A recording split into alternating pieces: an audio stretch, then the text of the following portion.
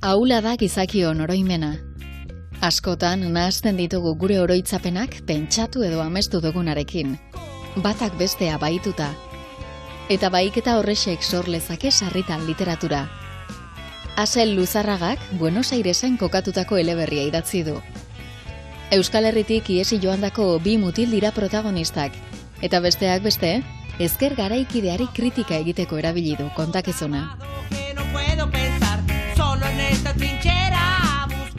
Kaixo, Asel. Kaixo, Yolanda. Ondo? Ondo, ederto. Ongi etorri Artefaktura. Eskerrik asko. Hasieratik jakina izaten dugu nor elkartuko den elkarrizketaren ondarrera, beraz, nor gonbidatu duzu? Kepa Luzarraga idazle mundakarra, gonbidatu dut. Mundakako Portu Ondo auzora etorri gara zurekin hitz egitera. Ze iritzi duzu itsasadar honetaz? Bueno, inguru hau da nire paraje natura txikitatik eta beti izan da maite izan dudan paisaia, eta barru-barruan eramaten dudan tokia. Eta hemendik urrun bizan naizenean.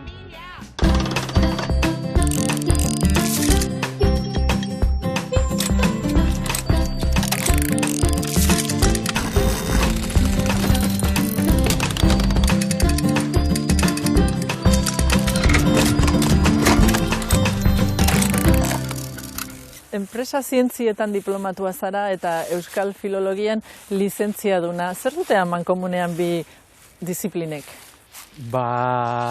Nik uste dut, esango nuke gitxi dekoiela eta kasualitatez egin nuela bata lehenengoa, behartuta apur bat, eta bestea izan zela gehiago autokontzientea.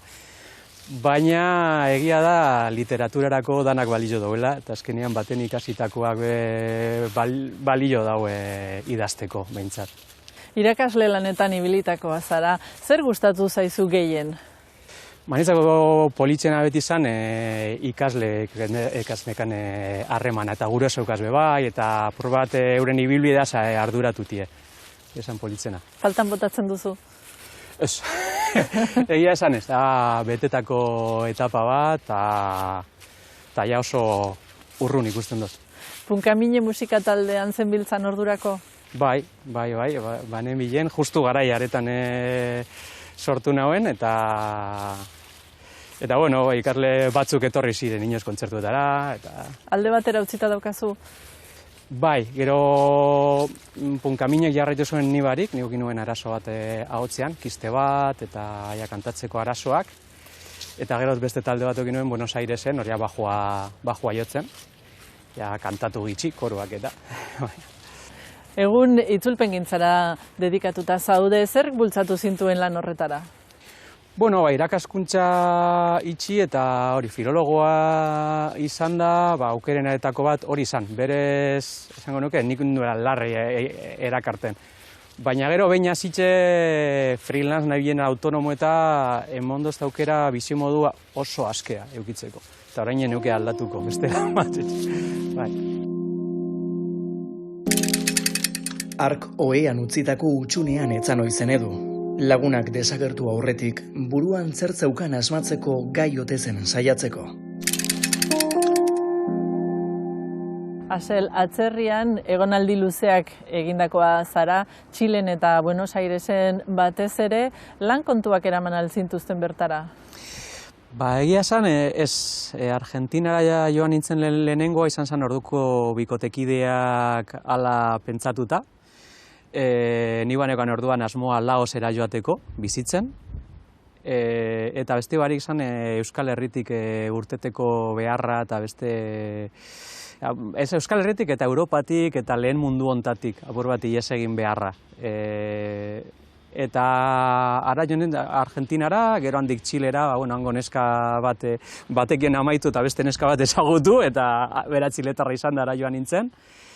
Eta gero bigarren ez Buenos Airesera, hemen egonaldi labur bat egin eta gero, banek eta biok erabaki genuen Buenos Airesen astea bizitzen bolada baterako.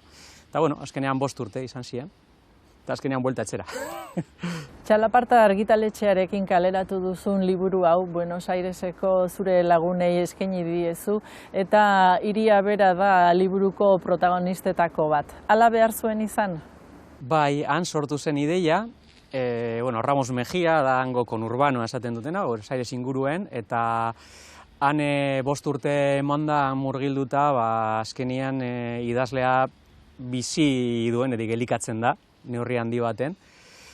Eta gogoan neukan hiriari omenaldi moduko egitea, horregatik, Buenos Aires da protagonista ere, pertsonaia ezinbestekoa, eta hitz egin nahi nuen gaietarako ere hiri oso aproposa zen, gainera. Argentinara ihes egin duten 2 euskaldun dira protagonistak, eta bertako La Voz egunkari boltsan egiten dute lan. Bai, Edu eta Matxin dira protagonista bilak, bata komunista marxista, bestea anarkista, eta iesi edo joan dira antzara. Eta Eduk lortu du lana han Laozen, eta Matxin anarkista izan da, artikulu batzuk idazten dituara, sos batzuk ateratzeko etaz. Eta horrek ere badauka eragina bien arteko harremanean. Esan duzu Matxinek idazten ditula artikuluak, baina horietako zenbait Eduk gorde egiten dizkio, eta hortik aurrera momentu batean desagertu ere egingo da. Ustez baitu egingo dute. Bai, horre baik eta tituluak ematen ditu hainbat, irakurtze hainbat bide, denak posible, bata da hori Matxin desagertu da, antza, aukeratako bat daia baitu ote duten, baina badaude beste gauza batzuk baituta egon direnak, eta haietako izan dira Matxinen artikulu batzuk, bai. Pentsa daitekeia Laoz marxista izan da zentsura moduko bat den, baina gehiago ikusten dela Eduren, Eduk badauzkala hor arrazoi batzuk, beti oso argi ez dauzenak, artikulu batzuk gordetzeko eta ez bidaltzeko egunkarira. Eta horrek dakartzan, mamuak, kontzientzia txarra, eta holako gauza. Azken finean adiskidetasun guztiak dira gatazkatzuak, eta danak daukaiez euren arrakalak, eta Edu eta Matxinen artekoak ere badekoz. Badago pasarte bat liburuaren erdialdera non egiten duzu berbaren balioaz hausnarketa bat. Eta diozu berba behin idatzita dagoenean, ideia eta pensamenduek paperean jarrita daudenean, tximeleta disekatuak balira bezala gera daitezkeela.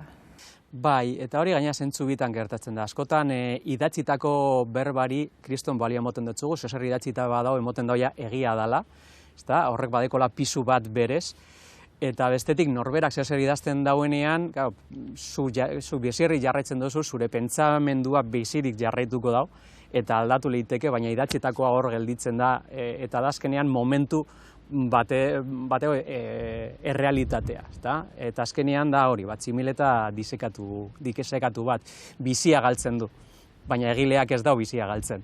Ez da kasualitatea, aipatu duzun bezala Laoz aldizkari ezkertiarra izatea, marxista, eta uste dut liburuaren gakoa hor egon daitekeela bidea eman dizulako marxismoaz eta anarkismoaz hitz egiteko, Proudhon eta Marx leian jartzeko beste pentsalari batzuen artean. Bai, hori oso lotuta dago, ni Buenos Airesen bizi izandako giroari, ni murgildu nintzen giro punk, anarkista eta aktivistetan, egon nintzen Antena Negra TV, hango telebista komunitario libertario batean, eta kolektibo batzuetan, eta han oso ohikoak ziren, liburuan agertzen diren estiloko eztabaidak, eta nik nire lagunekin beti dauzkat, ez da holako feminismoaz, marxismoaz, estatuaz, kapitalismoaz, zelan ulertzen ditugun gauza horiek, eta orduan pertsonaia horien bien bitartez errepietan nahi nituen, jaso nahi nituen giro horiek, nire buruan dabiltzan hainbat hausnarketari bide monalizateko. Egin eta egunkariaren itxieraz ere aritzen zara liburu honetan, garaiko Euskal Herriaren giroaz eta kezkak ere ekarri dituzu horriotara, eta baita bertan kokatu hedonismoa eta moraltasuna. Bai, alde batetik Edu eta Matxin euskaldunak dira, eta Buenos Airesen urte asko eman arren, Eduen bitartez, azken finean dana ezagutzen dugu Eduren bitartez. Matxin ez deko bere ahotzik, dana da Eduk bideratuta. eta Edu da, Buenos Airesen bizi den, aspaldi bizi izan da, baina sentitzen apur bat deserrotuta. Oraindik burua, biek daukate burua hein handi batean, Euskal Herrian ere, eta orduko itzi zuten Euskal Herrian, haiek 80 hasieran edo itzi zuten Euskal Herria, eta burua neurri handi batean Euskal Herretan dau. Eta orduan hori niretzako garrantzitsua zen, hemen bizi izan ditugun gauza batzuk jasotzea, ze Buenos Airesen ere olako giro politikoetan askotan garrantzi handia ematen diote Euskal Herriari, kontatzen bai Euskal Punkari, bai emango gatazka politikoari, eta bar. Eta orduan, niretzako oso simbolikoa zen zentsura mota bat horreitatzen dela, egin eta egunkarea jasotzea, hor bizi izan zena, eta bintzat ukitu apur bat, horregon ziren torturak eta olako gauza guztiak, azken finean errealitate honetan ere bizi izan naiz, horren kumea naiz, errealitate horren kumea naiz. Eta gero, hedonismoarena eta kapitalismoarena hori ere da, askotan hango lagunekin izandako eztabaida. Nik lagun batzuk anarkistak eta baina baten moral hedonistaren alde egiten zutenak eta hori iraultzailea zalakoan, eta nik beti zalantza hori egitzen nauen, hedonismoa beraz da kapitalismoak bultzaten dauen moral bat. Eta ez daiz, ez dekot, nik beti galderak botatzen dotez, nik erantzunik ez dekot, baina bai keskak. Eta pentsaten dut askotan gizarte garaikide hontan gehiegizko hedonismoa be gaitze larria esan litzekela. Dendaostekoak izan da, oraintsu irakurri dudan liburua. Dendaostekoak Elgoibarko denda baten kronika literarioa da. Uxue Alberdik aurten idatzia 2020an. Pitxintxu du izena, dendak. Bi neska gaztek ireki zuten denda hau askatasun egarriz, eta bertan 40 urteko ibilbidea kontatzen da. Uxue astean behin, bi aizpa hauekin, dendako uazabekin elkartu da, Mari Jose eta Izaskunekin. Eta bertan, elkarrizketa egiten zien dendari buruzkoak. Uxuek aitortu duen bezala, beste gainontzeko, idatzi dituen gainontzeko liburuetan, gustatuko litzaiokeen galderak egin dizkie liburuko protagonistei.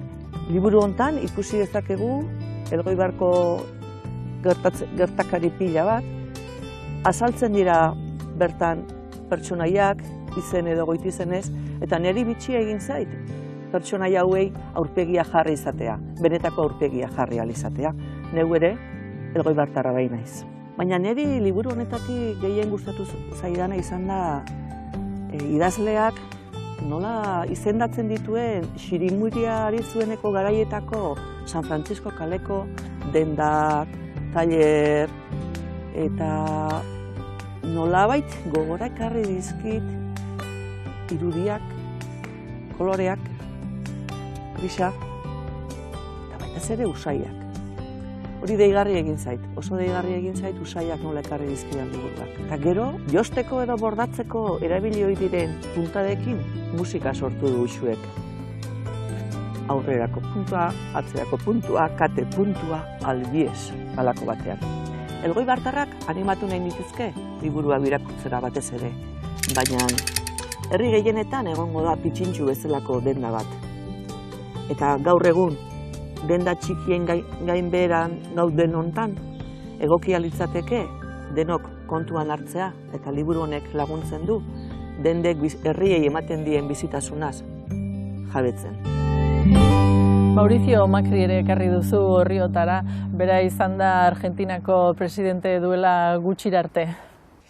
Bai, nik bizizan dut hori prozesu guztia. Nia llegao nahi nien presidentea zan Cristina Fernández, eta gero itxuli aurretik, azken urtean Macrik era ezaben hauteskundeak, nebietena guztien kontra, baina Macriri kanta bat be eskaini gehutzan gure hango taldean, Trio Ternuran, eta bueno, azken finean garai politikoak be, jasguren zan, apur bat edu momentu hortan bizi izan dakua. Eta, bueno, pertsonaje oso berezia da Maker. Zer esan nahi duzu horrekin?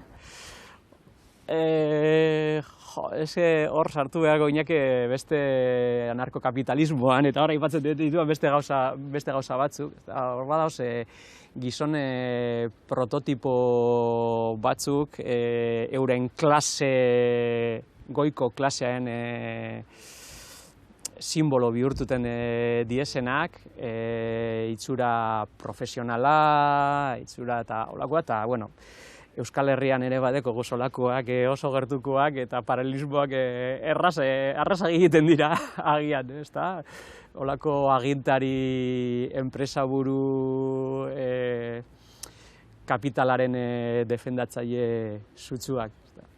Emakumeen ikusgarritasun eza ere aipatzen duzu, hasi Arantxa Urreta Bizkaiatik edo Rosa Luxemburgotik euskal literaturan bata eta politikarien artean edo pentsalarien artean bestea. Bai, lehen aitatu duzunez, Laozen eta giro horren bitxartez, aprobetza da apur bat, esker giroetan gertatzen diren dauden arrakala batzuk agertzeko, ezta? Eta horietako bat da generoen kontua.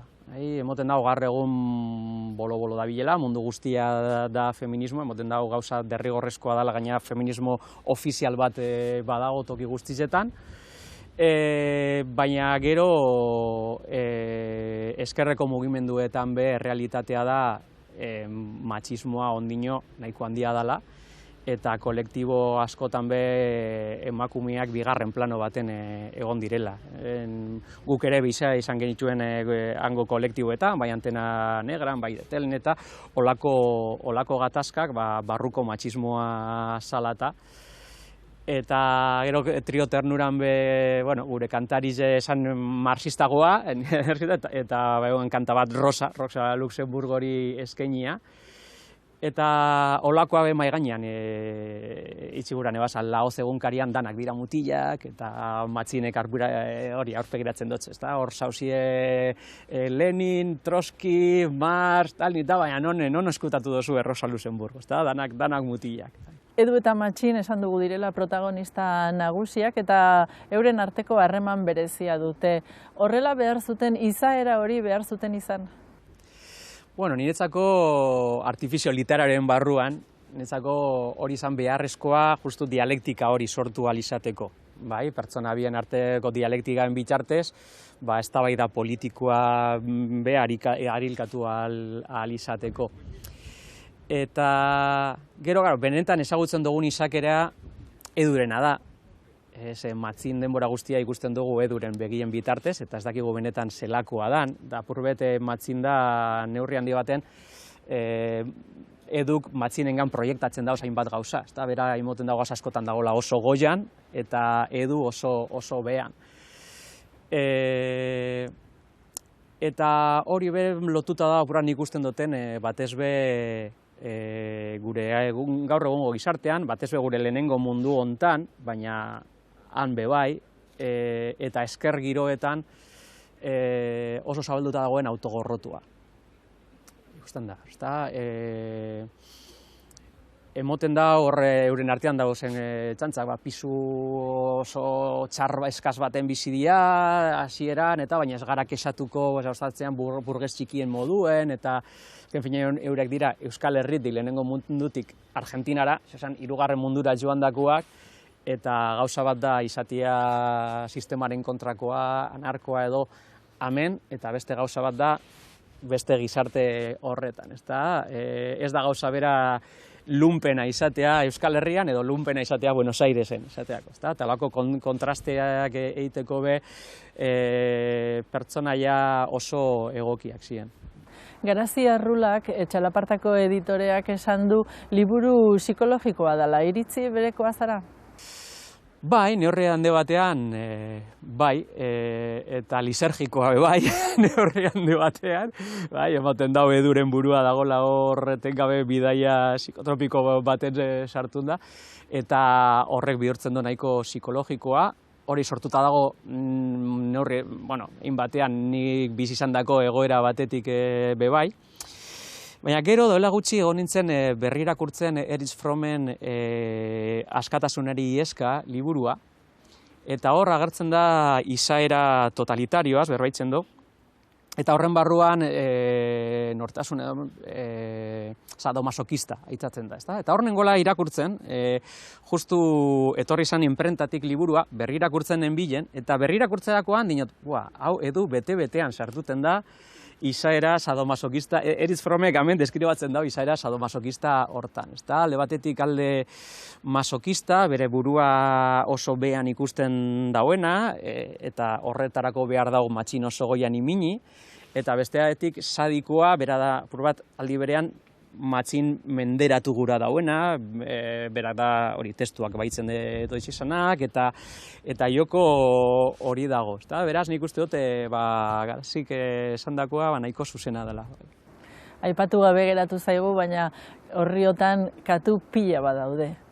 Zerk ematen dio kontakizunari horrek? Bai, modu simbolikoan agertzen dira, katuen bitxartez bereizten dira estena batzuk eta besteak, ze horre Eduren burua beti dabil bidaia baten sartun da, ustezko bilaketa horretan, matxin desagertu da, ikaratuta dago, aurkitu behar dago, baina bere burua saltoka dabil, batzutan iraganera edo ustezko iraganera, ez da beste batzutan egin matxin topatzeko egin nahi dituen gauzetara. Eta, katuak hor dauz bereizteko gauza batzuk eta besteak, eta ezinbesteko hasien, nik beti mate izan ditute katuak, baina ez nuen inoiz katurik izan, eta Buenos Airesen izan zen ailega eta katuak toki guztietan. Lehenengo Ramos Mejian lagun biren etxean bizi, eta 5 katu. Azkenean, neuk ere adoptatu nituen katuak, ona Euskal Herrira ekarri ditudanak liki eta neguen. Eta edonoren etxera joan eta katuak, kaletatik katuak. Orduen liburu horretan Buenos Airesen girututako liburua derrizgorrezkoak ziren katuak. Eta bai, non nahi dauz.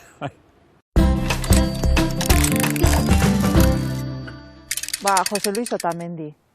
Beti idazten ari naizenean, beti eukitzen dut mesanotxean bere libururen bat. Nikola Matzirov, Mazedoniako poeta da, eta Europa mailan nik uste gaur egun poetarik gorenena dela, eta berak pairatu zuen Balkanetako gerra, familiarekin batera, eta ongi guztartzen ditu nire ustez, gerra eta egunerokotasuna bere poemetan, eta niretzat izan da gehien berrirakurri dudan poesia liburua. Kariño handia diodan eta kolosala den liburu bat gomendatuko dut. Jon Alonsoren Zintzoen saldoan. Joni editatu nion lehen liburua da eta horregatik ere kariñoa diot. Eta gastronomiak badauka papel zentral bat eta bi estena nabarmenduko nituzke. Hasieran Euskal jatetxe, Michelindar jatetxe batean dagoen hasiera hori, eta mun botila bat, mun txampan botila bat edaten, morza hartzen zuten, lan basek kutsagotor bat zabaltzen duen estena, edozein literaturak eta idazlek harentzako nahiko lukeen estena bikain bat da, Zintzoen saldoan zalantzarik gabe. Zabaldu zen benetan urduritzen hasi baino lehenago, eta xanpainari temperatura egokia harrapatzeko denbora eman eta gero. Viva Mozart! Bidasoaren inguruko begirada amultsu zein zorrotza elkartzen ditu Eneko Aizpuruak saiakera honetan. Bere lekukotasun zuzena, jakituria, pasadizoak eta gogoetak dakartza. Agurtzane Intxaurraga eta Arantxa Iturberen elkarlanaren emaitza da Ganbila bildumako azkeneko ale hau. Ika teatroaren ibilbidearen barruan hildo moduko bat osatu du. Emilio López Adan, euskal idazle eta pentsalariaren borroka eta ideiei buruzko lana sortu du Pako Sudupek. Euskal orainaldiari eta etorkizunari ekarpen bat egin nahi izan dio egileak. Kaixo, kepa? Egunon. Apa, kepa, haizeak esaitxu bidetik eruen? Gitzi falta izan da. Zer partekatzen duzue kepak eta biok abizenaz gain? Bueno, parrandak, alde batetik, nik Keparen berri eukin hau lehenengoa izan zen, hola, bera identifikatuta ja, erakin nor zan, izan zen Mundakako jazzetan playback txapelketa baten, hori turbantiana egiten. Eta gero batek esan ozta, bera idazten dau, eta bueno, beraz literatura eta parranda, gauza bizek dia hor elkarguneak. Hori da, eta nera batzutan ustartu ditzen dira, azten gara parrandan berbetan edo zeri buruz, literatureri buruz kasu, eta hor, de repente bitzuten zuerloju eta ordu bete pasada eta... Bai. Eta gero gainera urten berari eta Mundako beste lagun bateri buratu jakien fanzine literario bat egitea, ondino dau bidean apurra ataskatuta, baina gauza literario fanzinero bat egitea, eta bueno, hasi gara gauzak alkarregaz egiten. Bai. Kepa, zu ere idazlea zara, 2 liburu argitaratu dituzu, bigarrena euskaraz, poesia generokoa, eta autoekoitzi egin duzu. Eta hori zure autua izan da, horrela izatea. Bai, nik bilatzen eban autoekoizpenan askatasun kreatibo gehiago, eta hori, azken finean filtrorik ez pasatie. Osa, izatie obrie zuzenien autoretik publikora. Eta hortik autoekoizpenan autue. Honetaz hitz egin duzu elkarren artean? Bueno, ez asko, agian atera zenuenean, eta hori liburue, poesia liburue Bermion aurkeztu zauen, bero liburutegian, honentzan hor. Eta agian zehozer momentu hartan berbain dugu, baina gero ez gara itzuli gai horretara. Bai, justo gabiltzan proiektu horrekin, fanzinearekin ere hor lotuta dago autoekoizpenarekin, eta... Hori da, proiektu oso errotu eta asumen bilaketa hori, ez da, proiektu txikiak eta palak, baina nahita lotuta egoteko errotuta leku batean, eta ganera, hori, intermediario gabe. Txori errani bat. Hitzak argi. Ez dut ataka hori pasako. Simone Weil. Filosofia kalean egotea. Txokolate gehiago jan. Kaleko zaratak. Lakanen ekri. Bizitza bat filosofiarik gabe ez da bizitza, beste zerbait da. Asel, ohitura daukazu poesia irakurtzekoa? Bai, azken boladan gehiago. Lehen kostatzen jatan beti izan nahi fikzioa, batez behir eta dora urte batzu hasi nintzen asko saiakera gehiago irakurtzen, eta azken boladan poesia gehiago bai, gabean batez beti dakot poesia liburu bat mahai gainean. Zer iritzi duzu Keparen liburuaz? Gustatu jatan, pilo bat irutu jatan ahots oso pertsonala edekola, gainera begirara zorrotz eta kritikoa, nik uste jatan hori botatzen dutzuz bai horre arri batzuk hartzeko eta titulotik beretik, oso simbolikoa da, eta gaina oso lotuta gure ingurune honi, kresala badario eta hori gustatzen jazt. Eta da, hori, poesia, baina badeko puntu filosofiko edo pentsai lotutako oso potentia. Kepa, baik eta liburua irakurriko zenuen, zein da zure iritzia? Bai, nik hortik lotuta ere. Ikusten dela, Aselen literatura, ez dela literatura soilik. Horratzean dagoela, Aselen ideologia, bai, esan dezagun politikoa, bai, hori feminismoari buruz daukan iritzia, eta niri hori gustatzen zait, liburu bat izatea arlo desberdinak uztartzea, eta hori Aselen literaturan oso nabarmena da. Eta gainera erabiltzen duen umore zirikatzaile eta zorrotz hori oso asko gustatzen zait, lotzen du alde batetik umorearen arintasuna, gai oso sakonekin, eta niri hori beti gustatu izan zait. Eta horietako gai bat da jabetza intelektualarena, Proudonen hildotik dijoana. Bai, hor egia da, nik autore bat elkarrizketatzen den bakoitzean ematen dula etorri dela marfilezko dorre batetik herria argitzera, eta hor autokritika apur bat eginez Azelek esaten denarekin batera zumeak izan behar garela, eta ikusi gure obra dela beste barik beste pausu bat aurretik jaso dugunaren norabidean, eta orduan ez garela hemen, orduan horrekin lotuta jabetza intelektualak ez dauka zentzu askorik. Ni jabetza pribatu horren kontrakoa naz, eta jabetza intelektuali dutzen jaz, zuen buru bakoena. Azken finean gu bagabiz aspaldi hasitako margolan bat topa dugu, eta egiten duguna da, pintzalea pare bat gehitu gure zehozer emoten dotziena, eta beste batek jarraituko da horren gainean pintatzen, eta ezin dugu esan, hau nirea da. Hori aurretik dator, eta guk oso gitxi gehitzen dotzegu.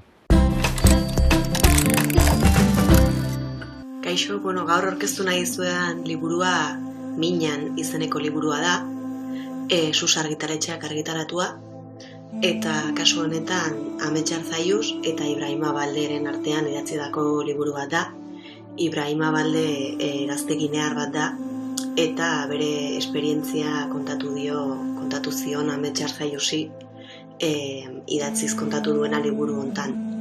Beraiek Irungo Harrera sarean ezagutu zuten elkar, eta Minan da anaia txikia Ibrahima Balderen jatorrizko hizkuntzan. Beraz, bere istorioa kontatzen du, eta bere anaia gaztea nola bilatzen saiatzen den, eta bere bilakaera guztia gaur egungo egoerara iritsi arte. Horrelako istorioak oso beharrezkoak iruditzen zaizkit, etorkin guztien bizitza balioan jartzeko, bizitza jokatzen duten guzti horiek ikustarazteko, eta benetan guk gure txiki horretatik eragiteko egoera hauek gehiago gertatu ez daitezen. Eta besterik gabe gomendio hau zuentzat, pertsona bezala begiak irekitzen laguntzeko. Azel, beste liburu batzuk zer horrek itzuli dituzu gaztelaniara Buenos Aires eta Txileko argitaletxeekin batera, gauza bera egingo duzu liburu honekin?